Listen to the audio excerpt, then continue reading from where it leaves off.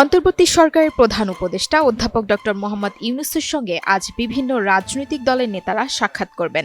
25 মে রোববার দুপুরে প্রধান উপদেষ্টার উপপ্রেস সচিব আবুল কালাম আজাদ মজুমদারের পাঠানো এক বার্তায় বিষয়টি জানানো হয়েছে।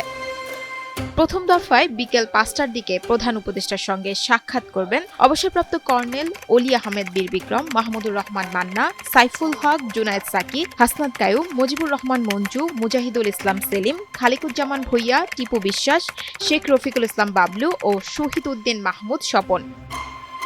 দ্বিতীয় দফায় সাক্ষাৎ করবেন মাওলানা সাদিকুর রহমান, মাওলানা রেজাউল করিম, মাওলানা মামুনুল হক, মাওলানা আহমেদ আব্দুল কাদের, মাওলানা আজিজুল হক ইসলামাবাদী, মাওলানা মঞ্জুরুল ইসলাম আফেন্দি, নুরুল হক নূর, মাওলানা মুসা বিন ইজহার ও মুফতি মাওলানা শাখাত হোসেন রাজি।